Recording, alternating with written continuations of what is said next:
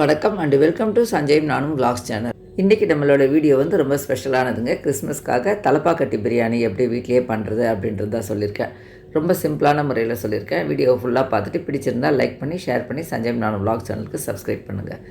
இப்போ வாங்க பிரியாணி எப்படி பண்ணுறது, அதுக்கு தேவையான பொருட்கள் என்னன்றதை நம்ம செய்யும்போதே பார்க்கலாம். இப்போ நம்ம செய்ய போகிற பிரியாணிக்கு மசாலாலாம் நம்ம வீட்லேயே ஃப்ரெஷ்ஷாக அரைக்க போகிறோம். என்னெல்லாம் பொருள் வேணும்னு பார்க்கலாம் வாங்க.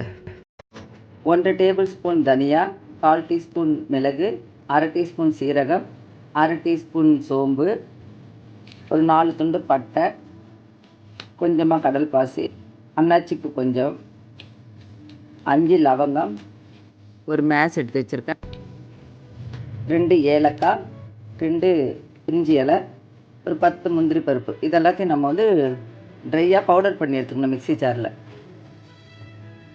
பவுடர் பண்ணி எடுத்துக்கிட்டேன். இதை ஒரு பாத்திரத்தில் மாற்றி வச்சுக்கலாம். பிரியாணிக்கு இன்னொரு மசாலா ரெடி பண்ணணும். அதுக்கு நான் 10லேருந்து 12 பூண்டு பல் எடுத்து வச்சுருக்கேன்.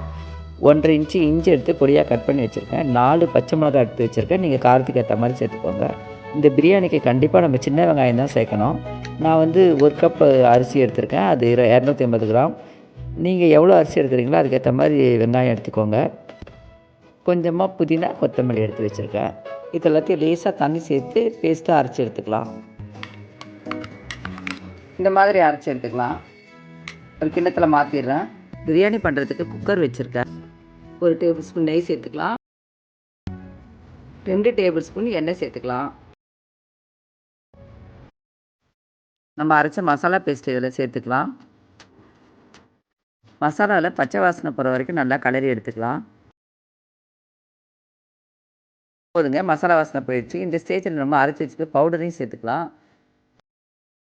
நல்லா கலந்து விடலாம். நம்ம அரைச்சி வச்ச மசாலாலாம் நல்லா பச்சை வாசனை போயிடுச்சு. 1/4 டீஸ்பூன் மஞ்சள் தூள் சேர்த்துக்கலாம். 1/2 டீஸ்பூன் தனி மிளகாத்தூள், 2 டேபிள் ஸ்பூன் தயிர் எடுத்து வச்சுருக்கேன், சேர்த்துக்கலாம். அதையும்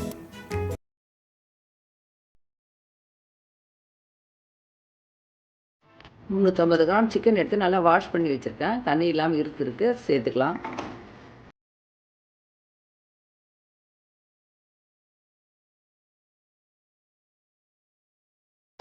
மசாலாவோடு சேர்ந்து சிக்கன் நல்லா வாசனை வருது. 1 டேபிள் ஸ்பூன் சால்ட்டு சேர்த்துக்கிறேன்.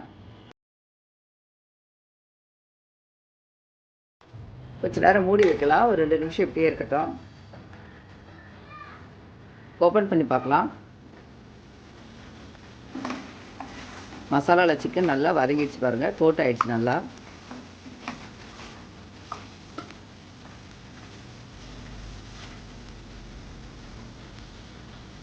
சிக்கன் வேகிறதுக்கு 1 கப் தண்ணி சேர்த்துக்கலாம்.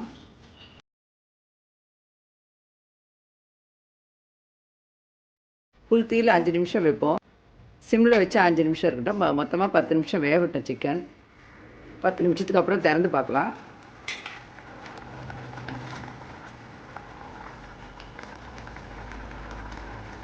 சிக்கன் நல்லா வெந்திருக்கு. நம்ம 1 கப் தண்ணி ஊற்றிருக்கோம். இப்போ 2 கப் தண்ணி ஊற்றிக்கலாம். தலப்பாக்கட்டு பிரியாணி நம்ம சீரக சம்பா ரைஸில் செய்தோம்னா தான் அதே ரியல் டேஸ்ட் நமக்கு ரெஸ்டாரண்ட்டில் கிடைக்கிற மாதிரியே கிடைக்கும். 250 கிராம் ரைஸ் எடுத்து, அதாவது அது 1 கப் இருந்துச்சு, அதை வாஷ் பண்ணி 30 நிமிஷம் ஊற வச்சுருக்கேன். அந்த ரைஸை நம்ம இதோட சேர்த்துக்கலாம்.